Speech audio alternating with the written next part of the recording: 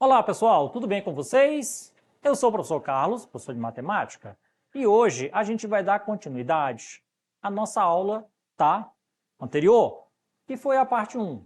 Então lá onde nós explicamos a teoria, da geometria plana e um pouco da geometria espacial. Tudo bem?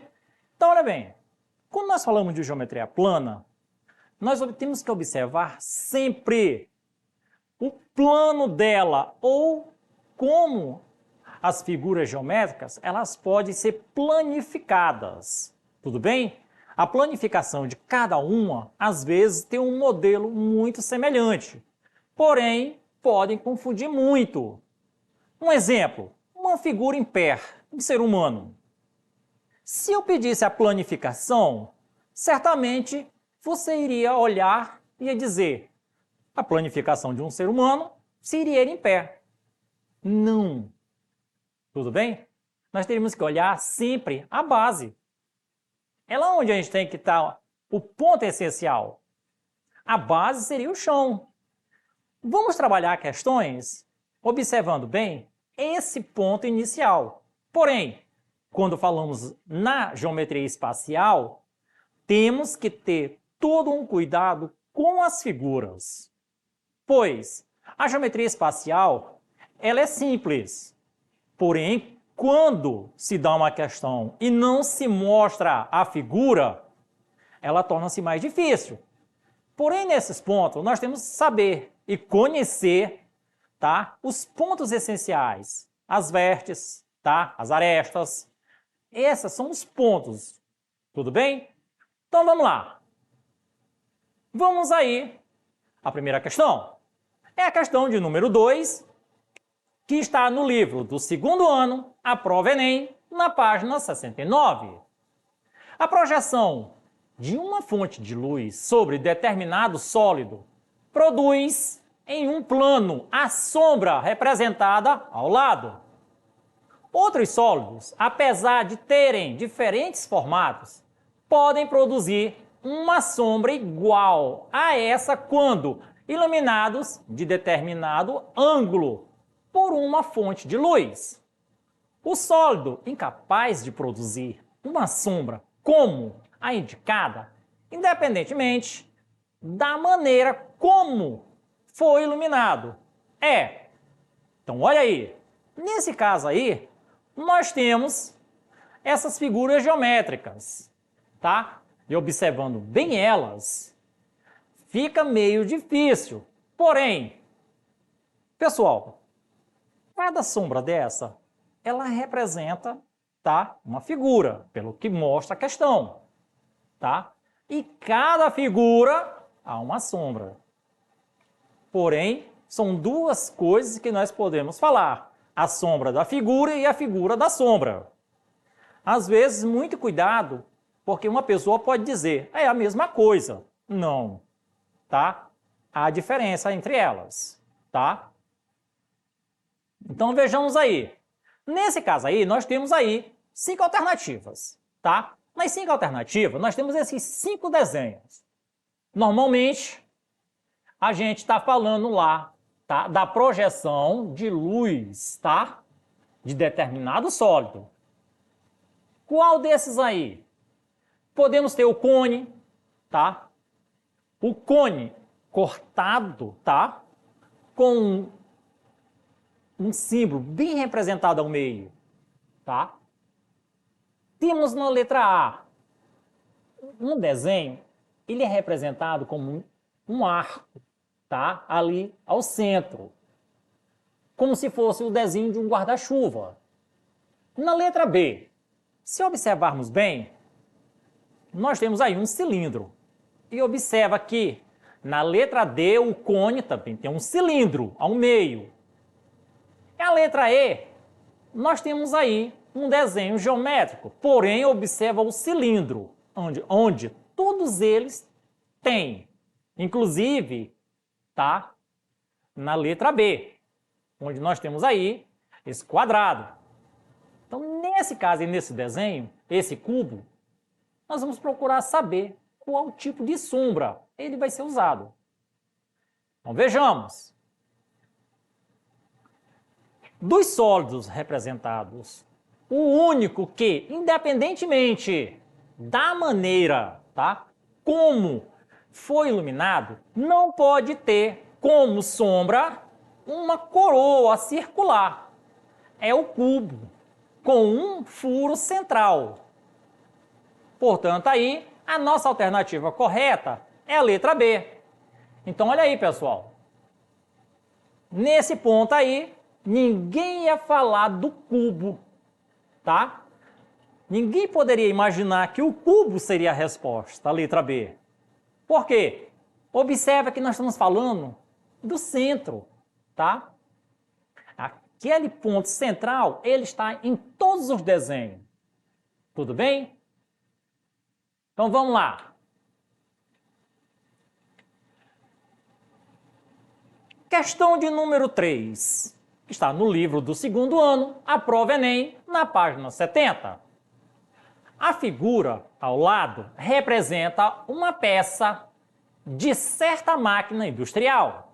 Trata-se de uma lâmina compacta de cobre de 1 milímetro de espessura. A essa peça está acoplada um eixo giratório conectado a um motor que, quando acionado, faz a lâmina girar no sentido anti-horário. O sólido de rotação formado é. Então observe aí que nós vamos ter aí, tá? As alternativas. Um cone, um tronco de cone, composto de 4 cilindros, uma pirâmide ou uma prisma. Podemos observar, tá? As alternativas. Tudo bem? Mas para matar uma questão dessa, tá? É muito simples. Observe quando ele fala na primeira parte, a figura, tá? Que nós vamos representar, ao lado representa a peça de certa máquina industrial. Aí ele está falando. Que máquina é essa? No meio da alternativa, ele dá a resposta, tá? Quando se fala em qualquer coisa industrial, normalmente devemos observar a maneira como a questão está sendo induzida. E aí nós temos uma facilidade de ver. Tudo bem? Então, olha aí.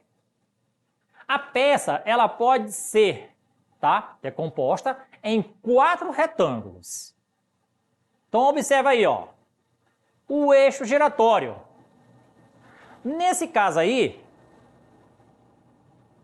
cada um dos retângulos, ao ser rotacionado em torno do eixo, dá origem a um cilindro. Então, olhem bem. Um exemplo, normalmente, que a gente vê andando em algum canto. Você anda num certo canto, numa praça, qualquer canto assim. Tem aquelas escadas ou tem aqueles desenhos geométricos onde nós temos um círculo na escada. Normalmente as escadas, elas são padrões. Mas há figuras geométricas que mostram isso. Então, cada círculo daquele que vai subindo é a representação, tá? Então, o termo giratório que está sendo falado é esse na figura. Então, dá para se observar, olha, o eixo giratório. Então, olha aí, um desenho muito prático. Como se colocássemos algumas figuras redondas, uma em cima da outra, tá? E aí ela vai se tornando, tá? Uma figura bem complexa. Nós temos aí, ó, o primeiro ponto subindo, segundo, terceiro, quarto, até o ponto giratório, que é o eixo. Logo, o sólido de rotação formado é composto de 4 cilindros. Então, observe aí que nós temos aí 4 cilindros, certo? Põe o primeiro, põe o segundo cilindro, o terceiro e o quarto, como se pede. Nesse caso aí, a nossa alternativa correta vai ser a letra C.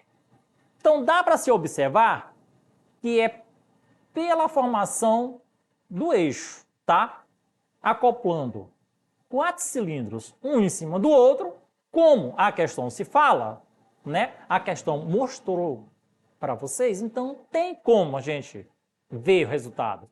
Só tem que lembrar que tipo de desenho, tá? A gente vai trabalhar. Tudo bem? Então vejamos aí uma próxima questão. É a questão de número 4, que está no livro do 2º ano, a prova Enem, na página 70. Observe a fotografia a seguir, que mostra uma roda gigante construída em Las Vegas, nos Estados Unidos. Então, pessoal, podemos observar pela figura o tamanho da roda gigante, certo? Porém, nessa figura, nós vamos mostrar uma das cabines. Então, ela vai ficar bem localizada, como vocês podem observar, tá? O ponto A. Observando isso, nós vamos trabalhar ela como a cabine da roda gigante. Vamos escolher uma aleatória. Imagine um ponto fixo A, ou seja, aquela cabine ali. Tudo bem? Só imagina. Imagine um ponto fixo A em uma das cabines dessa roda gigante.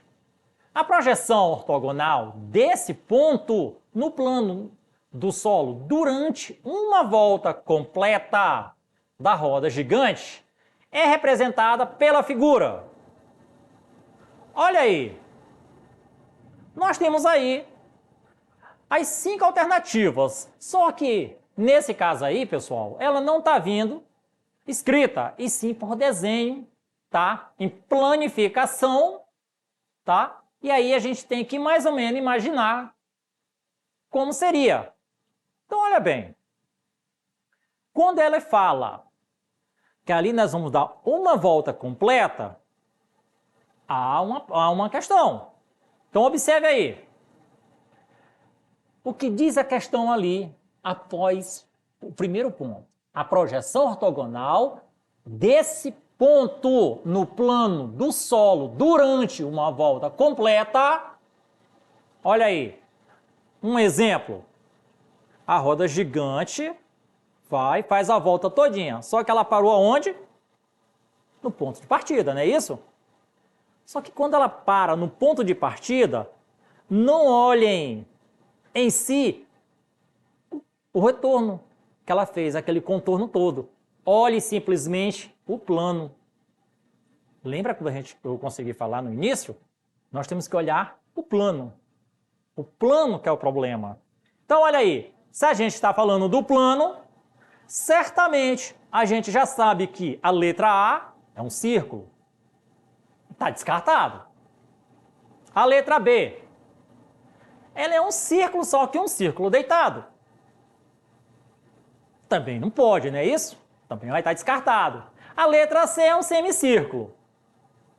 Aí eu pergunto, a roda gigante, quando ela vai uma volta inteira, ela para em cima? Ou da onde ela está? Uma volta inteira é só isso?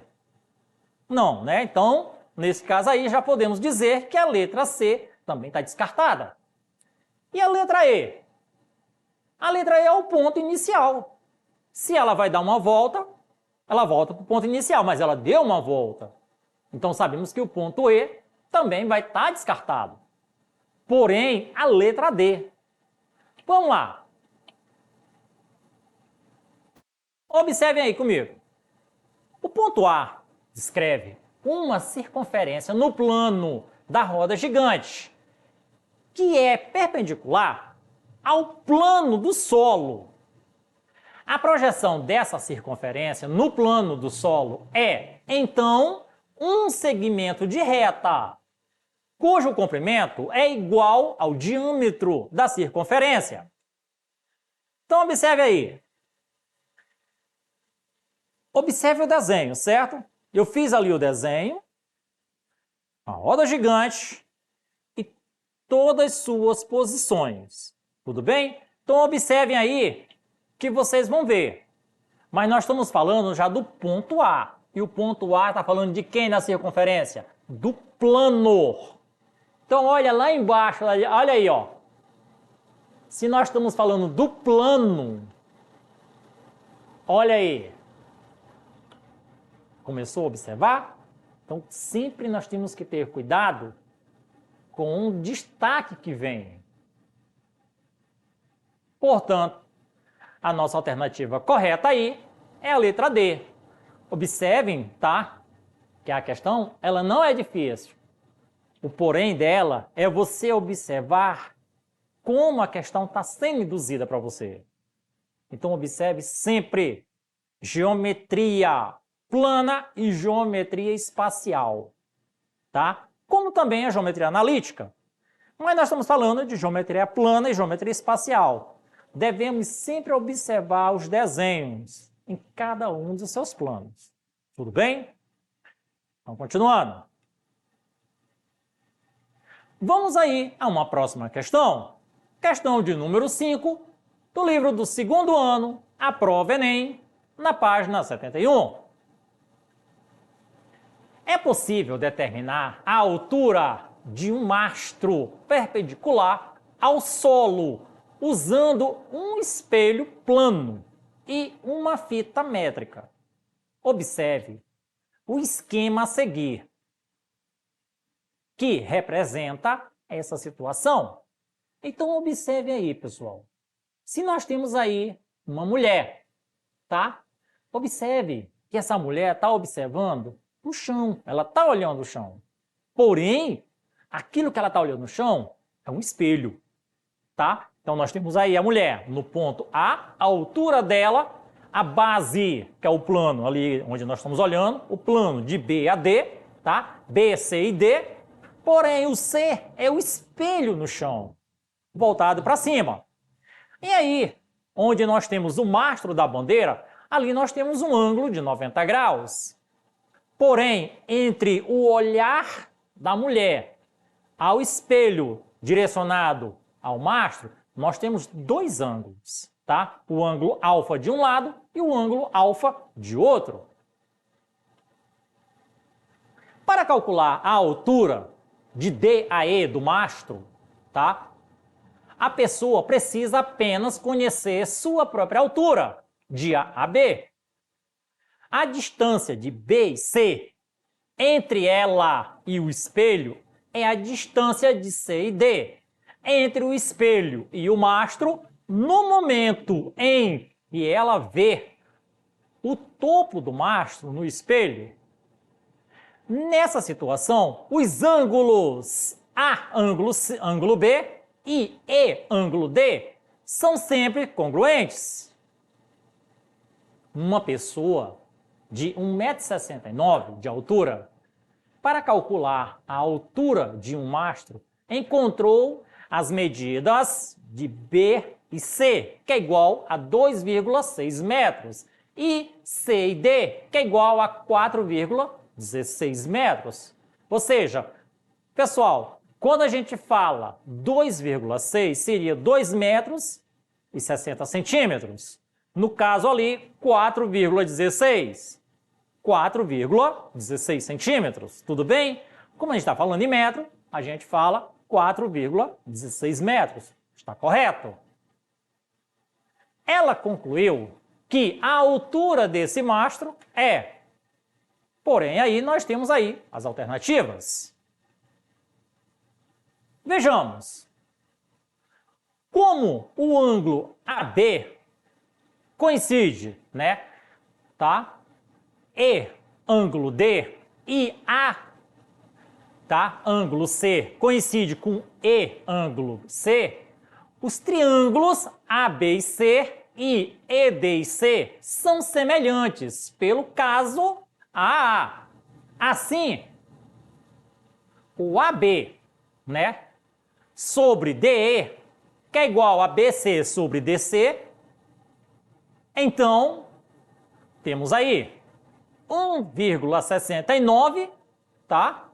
Que é a altura da mulher, sobre DE, que é o que nós estamos trabalhando, que é igual a 2,6 sobre 4,16.